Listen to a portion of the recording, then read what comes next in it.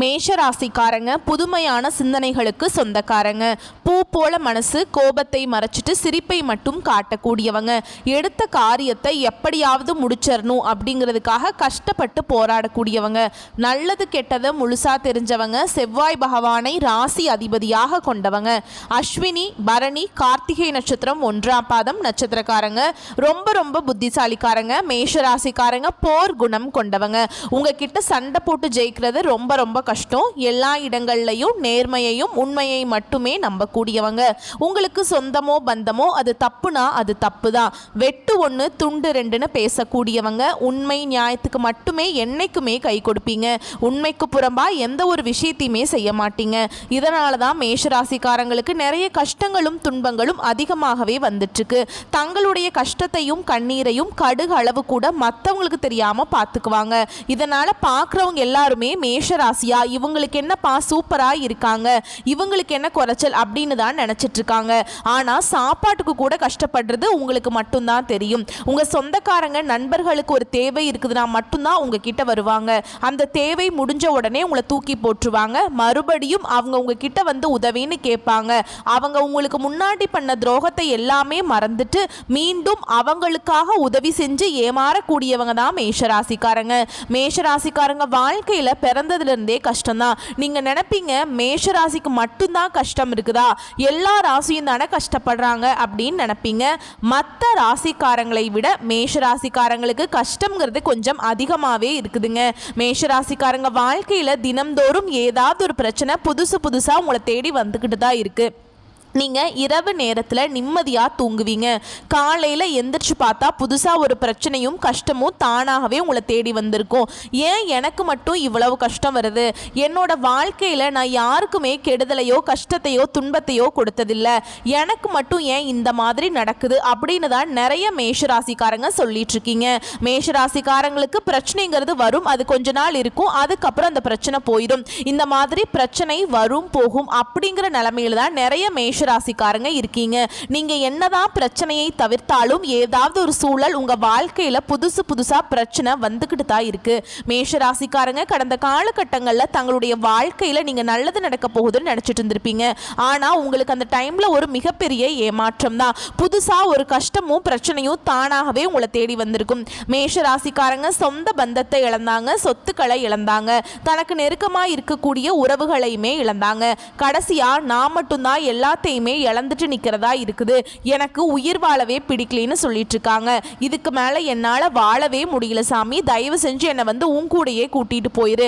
நான் இவ்வளவு கஷ்டப்பட்டதுக்கு அப்புறம் எனக்கு வாழ்க்கையில வாழணுங்கிற எண்ணம் சுத்தமாவே போயிருச்சு. உங்க மனசுல கவலையும் துன்பமும் தான் அதிகமாகவே இருக்குதுங்க. நீங்க செய்யக்கூடிய ஒவ்வொரு விஷயத்தையுமே தடுப்பதற்கும் உங்களை அவமானப்படுத்துவதற்கும் நிறைய நபர்கள் வந்து முயற்சி பண்ணிட்டு இருக்காங்க. இது எல்லாமே தெரிஞ்சுமே கூட நீங்க என்னமோ பண்ணுங்க, எனக்கு என்ன வந்துச்சு அப்படின்னு தன்னுடைய வேலையில மட்டும் என்னைக்குமே குறிக்கோளா இருக்கிறவங்க தான் மேஷராசிக்காரங்க. நீங்க என்னைக்குமே மற்றவங்களை நம்பி இருக்க மாட்டீங்க. நம்மனால மற்றவங்களுக்கு கடுகு அளவு கூட துன்பம் வரக்கூடாதுன்னு நினைக்கிறவங்க தான் மேஷராசிக்காரங்க. இனி வரக்கூடிய நாட்களில் உங்களுக்கு இன்பத்தையும் மகிழ்ச்சியையும் தரக்கூடிய ஒரு காலகட்டமாகவே அமைஞ்சிருக்குதுங்க. இது நாள் வரைக்கும் நடந்த கெட்ட விஷயத்தை எல்லாமே விட்டுருங்க. இனி வரக்கூடிய நாட்களில் மேஷராசிக்கு எப்படிப்பட்ட நன்மைகள் வரப்போகுது அப்படிங்கிறத நம்ம தொடர்ந்து பார்க்க போகிறோம். இனி வரக்கூடிய நாட்களில் மேஷராசியுடைய முதல் மாற்றமே பார்த்தீங்கன்னா, நீங்கள் கடந்த காலகட்டங்களில் நிறைய இடத்துல அவமானப்பட்டு அசிங்கப்பட்டிருப்பீங்க. அந்த அவமானத்திலிருந்து மீண்டு வந்து உங்கள் வாழ்க்கையில் வெற்றி பெற போகிறீங்க. ஒரு வீட்டில் மேஷராசிக்காரங்க இருந்தாங்க அப்படின்னா அந்த வீட்டுடைய மொத்த கஷ்டத்தையுமே நீங்கள் ஏற்றுப்பீங்க. இனிமேல் மேஷராசியை எதிர்த்தவங்களுக்கு இனி அழிவு காலம்தான். வாழ்க்கையில் எப்படியாவது முன்னேறணும் அப்படிங்கிறதுக்காக தினம் தினம் கஷ்டப்பட்டு உழைக்கக்கூடியவங்க. நீங்கள் வரக்கூடிய நாட்களில் இருந்து உங்களுடைய தலை விதி அப்படிங்கிறது முழுவதுமாகவே மாறப்போகுது. அதாவது உங்களுக்கு சுக்கிர பயிற்சியானது ஸ்டார்ட் ஆயிடுச்சு. இதன் மூலமாக நல்ல ஒரு பொருளாதார முன்னேற்றம் அப்படிங்கிறது, நல்ல ஒரு வாழ்க்கை தரம் அப்படிங்கிறது நிச்சயமாக வரக்கூடிய வரக்கூடிய நாட்கள்ல மேஷராசிக்காரங்க வாழ்க்கையில இடம்பெற போகுதுங்க. மேஷராசிக்காரங்களுக்கு 7.5 சனி நடந்துட்டு இருக்கு. இதன் மூலமாக வந்து பெரிய லெவல்ல எந்த ஒரு தாக்கம் அப்படிங்கிறது மேஷராசிக்காரங்க வாழ்க்கையில இருக்காது. நிறைய நபர்கள் பார்த்தீங்கன்னா வந்து ஐயோ 7.5 சனி ஆரம்பிச்சிருச்சு, மேஷராசிக்காரங்களே முடிஞ்சிட்டாங்க, அவ்வளவுதான், ஆஹா ஓஹோ அப்படின்லாம் சொல்லுவாங்க. அதெல்லாம் நீங்க எதையுமே நம்ப வேண்டாம். அதாவது 1 கோடி மேஷராசிக்காரங்க இருக்காங்க அப்படின்னா அதுல எல்லாருக்குமே 7.5 சனியோட தாக்கம் அப்படிங்கிறது இருக்காதுங்க.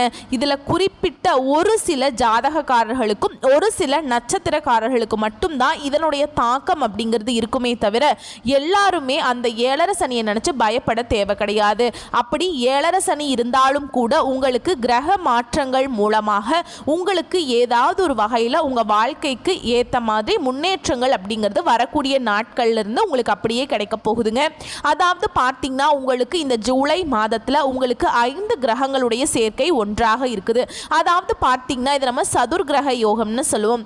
இது வந்து மீன ராசியில சூரிய பகவான், புதன் பகவான், ராகு பகவான், சுக்கிர பகவான், சனி பகவான் இவங்க 5 பேரும் வந்து ஒன்னாக சஞ்சாரம் பண்றாங்க. இது வந்து ஜோதிடத்துல ஒரு மிகப்பெரிய ஒரு அரிய நிகழ்வா பார்க்கப்படுது. கண்டிப்பா வரக்கூடிய ஒரு 6-7 மாதங்கள் அப்படிங்கிறது மேஷ ராசிக்கு நல்ல ஒரு ராஜயோகத்தை தரக்கூடிய ஒரு காலகட்டமாகவே பார்க்கப்படுதுங்க. அது மட்டும் இல்லாமல் உங்களுக்கு குரு பெயர்ச்சியோட முழு பலன்களே உங்களுக்கு ஜூலை மாதத்தில் இருந்து தான் வந்து ஸ்டார்ட் ஆகுது. இதன் காரணமாக நல்ல ஒரு பொருளாதார முன்னேற்றம் அப்படிங்கிறது நிச்சயமாக வந்து மேஷராசிக்காரங்க வாழ்க்கையில் இடம்பெற போகுது. கடந்த காலகட்டங்களில் பார்த்தீங்கன்னா நல்ல ஒரு வேலைங்கிறது மேஷராசிக்காரங்களுக்கு கிடைச்சிருக்காது. ஏதோ ஒரு கிடைக்கிற வேலைக்கு போயிட்டு இருந்திருப்பீங்க, ஒரு 10,000 சம்பளத்துக்கோ 15,000 சம்பளத்துக்கோ போயிட்டு இருந்திருப்பீங்க. என்னடா நம்ம வாழ்க்கை மட்டும் இப்படி இந்த நிலைமையில் இருக்குது, நம்ம மேலேயே வரமாட்டோமா அப்படின்னு நினச்சிட்டு இருந்திருப்பீங்க. இனி வரக்கூடிய நாட்களில் உங்கள் தகுதிக்கேற்ப நல்ல ஒரு வேலை அப்படிங்கிறது நீங்கள் படித்த படிப்புக்கு ஏற்ற மாதிரியே கிடைக்க போகுது. அதை நீங்கள் வந்து ஒரு அரசாங்க வேலைக்கு ட்ரை பண்ணாலும் சரி, இல்லை ஒரு ஐடி ஜாபோ, ப்ரைவேட் ஜாபோ, பேங்க் ஜாபோ, நீங்கள் எங்கே வேலைக்கு ட்ரை பண்ணாலும் அந்த ஜாப் அப்படிங்கிறது உங்களுக்கு நிச்சயமாக கிடைக்க போகுது. கோர்ட்டு கேஸுன்னு ரொம்ப நாட்களாக வந்து அலைஞ்சிட்டு இருக்க நபர்களுக்கு விரைவில் உங்களுக்கு சாதகமாகவே தீர்ப்பு கிடைக்கும். சொத்து பிரச்சனை உங்களுக்கு சாதகமாகவே முடியும். சனி பகவானுடைய பார்வை உங்களுக்கு நேரடியாகவே இருக்குது. இதன் மூலம் வருமானம் அப்படிங்கிறது கொஞ்சம் சற்று அதிகமாகவே வரப்போகுது. அரசியல்வாதிகளை பொறுத்த வரைக்கும் புதிய பொறுப்புகள், புதிய பதவிகள் எல்லாமே தானாகவே உங்களை வந்து சேரும். ராகுவால உங்களுடைய செல்வாக்கு உயரும், உடல் ஆரோக்கியம் மேம்படும், சங்கடங்கள் நீங்கும். மறைமுகமாக உங்க தொழில் வாழ்க்கையிலும் சரி, இல்லற வாழ்க்கையிலும் சரி நிறைய நபர்கள் வந்து ஏதாவது ஒரு வகையில் பிரச்சனையும் தொல்லையும் கொடுத்துட்டு இருந்திருப்பாங்க. இனி அவர்களுடைய தொந்தரவுங்கிறது முழுவதுமாகவே இருக்காது. கடந்த காலகட்டங்களில் நீங்க ஒரு கம்பெனியில இரவு பகல் பார்க்காம உழைச்சிட்டு இருந்திருப்பீங்க. உங்களுடைய சொந்த கம்பெனியா நினைச்சு வேலை செஞ்சிருப்பீங்க. ஆனா உங்களுக்கு நீங்க வேலை செய்யக்கூடிய இடங்கள்ல சரியான ஒரு அங்கீகாரம் அப்படிங்கிறது இன்னைக்கு வரைக்குமே கிடைச்சிருக்காது. இனி வரக்கூடிய நாட்கள்ல உங்களுக்கு சம்பள உயர்வு, பதவி உயர்வு, உங்களுக்கு மேல் இருக்கக்கூடிய அதிகாரிகளுடைய ஆதரவு முதற்கொண்டு உங்களுக்கு விரைவில் கிடைக்க போகுது. இனி நினைச்சது எல்லாமே நடக்கும். தொழில் வியாபாரம் தடைகள் அனைத்தும் விலகும். லாபம் சற்று அதிகமாகவே கிடைக்கும். முன்னேற்றம் உண்டாகுங்க. வரவேண்டிய பணம் விரைவில் கைக்கு வந்து சேரும். குடும்பத்தில் நெருக்கடிகள் விலகும். செல்வாக்கு அந்தஸ்து உயரும். வெளிநாட்டு முயற்சிகள் வெற்றியை தரும். தெய்வ சிந்தனை அதிகமாகும். பெரியோருடைய உதவிகள் கிடைக்கும். உறவுகளில் இருந்த சண்டை சச்சரவு முழுவதுமாகவே விலகும். புதிய நண்பர்கள் உங்களுக்கு உதவி செய்வாங்க. தொழிலில் ஏற்பட்ட நெருக்கடிகள் நீங்கும். முடங்கி கிடந்த நிறுவனங்கள் மீண்டும் இயங்கும். வியாபாரத்தில் எதிர்பார்த்த லாபம் கிடைக்கும். புதிய தொழில் தொடங்கக்கூடிய முயற்சிகள் கண்டிப்பாக உங்களுக்கு வெற்றியை தரும். தொழிலில் இருந்த தடைகள் விலகுவது மட்டும் இல்லாமல் சிலர் வந்து புதிதாக தொழில் தொடங்குவீங்க. உற்பத்தியில் இருந்த தடைகள் நீங்கி தொழிலை விரிவு செய்வீங்க. வரக்கூடிய நாட்களில் விற்பனை அதிகமாகும். ஏற்றுமதி இறக்குமதி தொழிலில் நல்ல லாபம் கிடைக்கும். நீங்க செய்யக்கூடியது சின்ன தொழிலோ பெரிய தொழிலோ நல்ல ஒரு வளர்ச்சி அப்படிங்கிறது நிச்சயமா உங்களுக்கு ஏற்படும். கடந்த காலகட்டங்களில் திருமண வாழ்க்கையில் மேஷராசிக்காரங்க நிறைய சிக்கலையும் பிரச்சனையுமே அதிகமாக சந்திச்சிருப்பீங்க. இதில் குறிப்பாக பார்த்தீங்கன்னா வந்து ஆண்களுக்கு திருமணம் ஆகாமல் நிறைய கஷ்டப்பட்டிருப்பீங்க. ஏன்னா பெண்களுக்கு ஏதாவது ஒரு வகையில் திருமணம் அப்படிங்கிறது அடைஞ்சிருதுங்க. ஆனால் ஆண்கள் தான் ரொம்ப ரொம்ப பாவம். வயது பார்த்தீங்கன்னா 30, 33, 35, 37 வயது வரைக்குமே மேஷராசியில் இருக்கக்கூடிய ஆண்கள் வந்து திருமண நிலையை அடையாமல் இன்னைக்கு வரைக்குமே கஷ்டப்பட்டுட்டு இருக்கீங்க. கண்டிப்பாக வரக்கூடிய நாட்களை நீங்கள் எதிர்பார்த்த மாதிரியே நல்ல ஒரு வரன் அப்படிங்கிறது நிச்சயமாக உங்களுக்கு அமையும். வாழ்க்கை துணையை இழந்த மேஷராசி ஆண்களோ பெண்களோ அடுத்து வந்து 2வது திருமணம், அதாவது மறுமணம் பண்ணலாமா வேண்டாமா அப்படிங்கிற ஒரு மிகப்பெரிய குழப்பத்தில் இருப்பீங்க. அப்படி 2வது திருமணம் பண்ணும்போது சொந்தக்காரன் தப்பாக பேசிடுவாங்களோ, இல்லை ஊர்க்காரங்க தப்பாக நினச்சிருவாங்களோ, நம்ம கேரக்டர் தப்பாக சொல்லிடுவாங்களா அப்படின்னு நிறைய நபர்கள் வந்து பார்த்தீங்கன்னா இரண்டாவது திருமணத்தை பற்றி யோசிக்காமல் இருக்கீங்க. ஏன்னா இப்போ இருக்கக்கூடிய பொருளாதார சூழலும் இப்போ இருக்கக்கூடிய காலகட்டத்தையும் வச்சு பார்க்கும்போது ஒரு சிங்கிள் பேரண்டால் இந்த சொசைட்டியில் சர்வே பண்ணுறது ரொம்ப ரொம்ப கஷ்டங்க. நீங்கள் எதிர்பார்த்த மாதிரியே நல்ல ஒரு மறுவாழ்க்கை அப்படிங்கிறது நிச்சயமாக உங்களுக்கு அமையும். குழந்தை பாக்கியத்திற்காக எங்கே மேஷராசி நேயர்கள் பார்த்தீங்கன்னா எங்களுக்கு மேரேஜ் ஆகி 3 வருஷம் ஆகுது சாமி, 5 வருஷம் ஆகுது, 7 வருஷம் ஆகுது, நாங்களும் போகாத ஹாஸ்பிட்டல் இல்லை, பார்க்காத ட்ரீட்மெண்ட் இல்லை, வாரத்தில் 3 நாள் கோவிலுக்கு போய் வழிபாடு செஞ்சு வந்துட்டுருக்கோம், எங்களுக்கு குழந்தை பாக்கியமே இல்லைன்னு நிறைய பேர் சொல்கிறீங்க.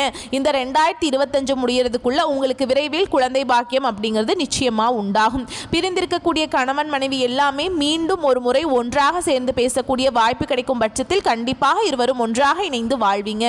வரக்கூடிய நாட்களில் கடினமான காரியத்தையும் சுலபமாக செஞ்சு முடிச்சிருவீங்க. உங்கள் எளிமையான பேச்சு திறமையால் நீங்கள் அனைவரையுமே கவர்ந்தெழுப்பீங்க. மேஷராசியை பொறுத்த வரைக்கும் நீங்கள் ஆண்களோ பெண்களோ அரசு வேலையோ தனியார் வேலையோ கூலி வேலையோ நீங்கள் எதிர்பாராத வருமானம் அப்படிங்கிறது உங்களுக்கு இரட்டிப்பு மடங்காக கிடைக்க போகுது. இனி வரக்கூடிய நாட்களில் உங்களுடைய வளர்ச்சி அப்படிங்கிறது யாருமே எதிர்பார்க்காத அளவுக்கு ஒரு மிகப்பெரிய ஒரு அசுர வளர்ச்சியாக இருக்க போகுது. உங்களுடைய சொந்தக்காரர்கள் நண்பர்களுமே பார்த்தீங்கன்னா உங்கள் மீது வந்து பொறாமை கொள்ள போகிறாங்க. என்னடா நம்ம கூடயே இருந்தவர் திடீர்னு கார் வாங்கிட்டான், பைக் வாங்கிட்டான், சொத்து பத்து வாங்கி போட்டுட்டான் அப்படின்னு உங்கள் மீது அதிகமாக வந்து வன்மத்தை செலுத்த போகிறாங்க. உங்கள் கூட இருந்தே பார்த்தீங்கன்னா வந்து உங்களுக்கு நண்பர்கள் வந்து எதிரியாகவும் துரோகியாகவும் மாறக்கூடிய வாய்ப்புகள் அதிகமாக இருக்குதுங்க. அது மட்டும் இல்லாம உங்க குடும்ப உறுப்பினர்கள் மூலமாகவே பார்த்தீங்கன்னா மேஷராசிக்காரங்க மிகப்பெரிய ஆபத்தை சந்திக்கக்கூடிய வாய்ப்பும் அதிகமாகவே இருக்கு. உங்க கூட இருக்கிற நபர்களிடம் வந்து கொஞ்சம் ஜாக்கிரதையா இருந்துக்கோங்க. உங்களை குளிப்பறிக்க நிறைய நபர்கள் வந்து திட்டம் போட்டுட்டு இருக்காங்க. என்னடா இவன் நல்லா இருக்கான், நிறைய சொத்து பத்தோட நல்லா இருக்கான் அப்படின்னு உங்கள் மீது நிறைய நபர்கள் வந்து வன்மத்தோட நிறைய நபர்கள் இருக்காங்க. முடிஞ்ச அளவுக்கு வந்து இவர்களிடமிருந்து தவிர்த்திருப்பது ரொம்ப ரொம்ப நல்லது. முடிஞ்ச அளவுக்கு வந்து எல்லா விஷயத்தையுமே யார்கிட்டையுமே ஷேர் பண்ணிக்காதீங்க. அதுதான் உங்களுக்கு இனி வரக்கூடிய காலங்களில் நல்லது. வாழ்த்துக்கள். நன்றி, வணக்கம்.